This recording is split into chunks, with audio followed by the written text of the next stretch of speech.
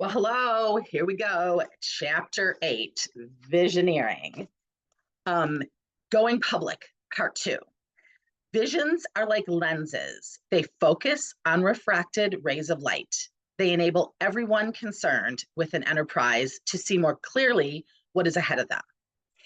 You guys, this I love because we saw Mary Kay be a Nehemiah. She saw that women they weren't being paid what they were worth. She had to give up territories for men because they were husbands and they had to support their family. Meanwhile, she was a single mom. She saw the direction women were going in the 60s. They were starting to dress like men in professional environments so that they could be paid the same as men, I guess.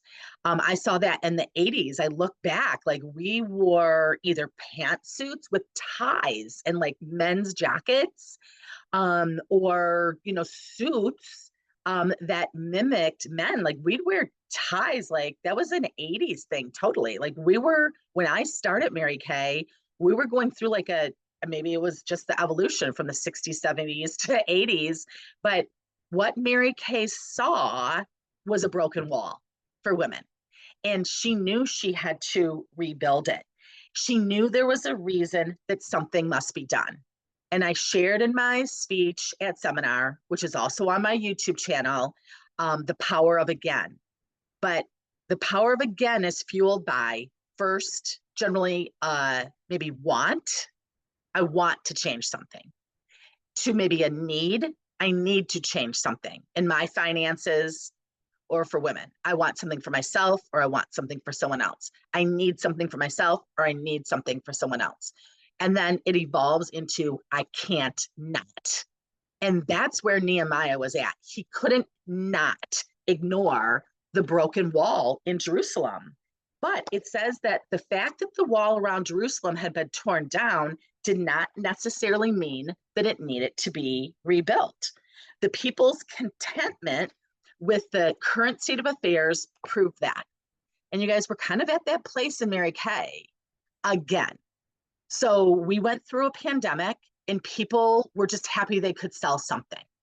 And then we realized, or I realized, that it can't just be something being sold. It needs to be skincare that's taught because that makes your business sustainable. Having 100 skincare customers makes it sustainable. That builds a solid foundation for your Mary Kay wall/business.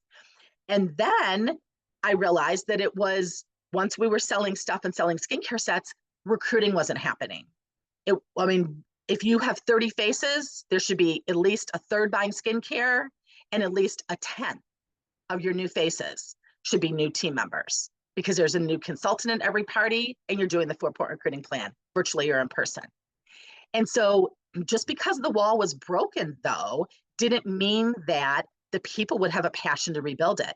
Even though our recruiting is broken right now because we've been selling personal use and e-starts versus the whole big Mary Kay picture, so we haven't recruited leaders. When I started for the whole big picture. I've always recruited people for the whole big picture in Mary Kay.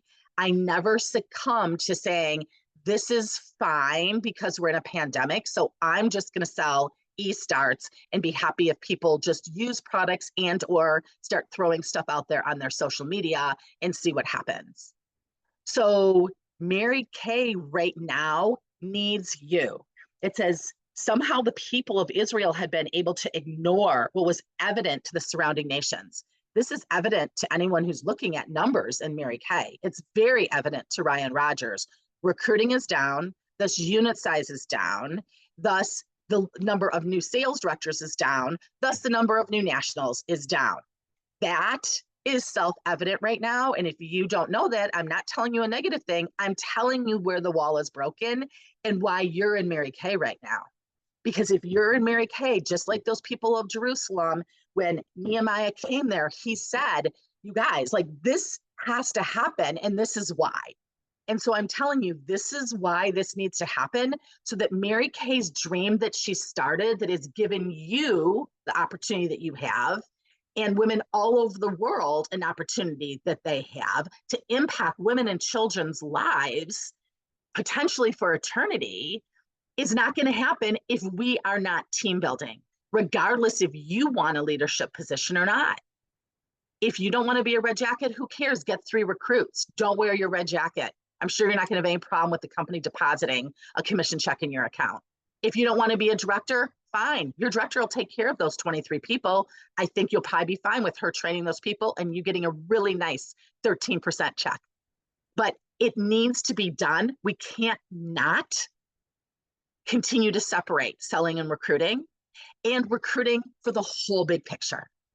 If you want more information about this, please go to my website. It's just myname.com and under business owner versus order taker, because we need to be recruiting business owners and we need order takers to transition into business owners if they're willing to, or we will go and find more business owners. But Nehemiah was basically saying, you guys, we're like a reproach. We're disappointing God. And I will tell you, when Mary Kay gave me a $1 bill and new director training, handed it to us as we walked out the door, it said, love Mary Kay, Matthew 25:14-30. I want you to look that up. I want you to look it up in a couple different versions and look it up in the Message version, because that one makes it real clear. The third person that was unwilling to take a risk and do what was necessary to grow that investment was cast out into darkness and did not hear good and faithful servant. Mary Kay shared with her mouth to my ears that the most important thing that could happen in building a Mary Kay business is that you would hear good and faithful servant. That means you would be using your gifts and talents to grow this company that involves recruiting. And that is not dependent on your desire for a red jacket, a unit, or a national sales director, 3 letters before your name. It has nothing to do with that at all. It has to do with, we're the ones that she passed the baton to grow this business. And from those people, the cream will rise. But all of our jobs is to book, coach, sell, recruit, not personal use people.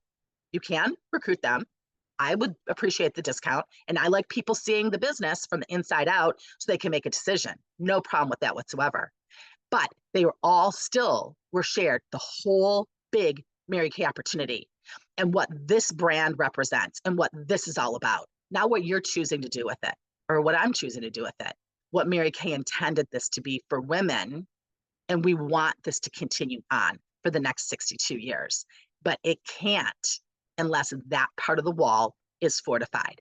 So as you're reading through this, wherever they're talking about the wall, think of Mary Kay the whole, Mary Kay's mission, Mary Kay's opportunity, and then your ownership and the timing of you being in now. And I pray that that moves you to a point of, I can't not.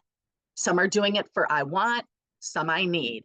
But when we can get you to I can't not, like I got there real fast in my business, and that's what makes you passionate and keeps you passionate, because I cannot come off this wall because of what this business has ushered into my life. And I am passionate about making sure that it has an opportunity to usher it into other women's lives for centuries to come. Have a great day.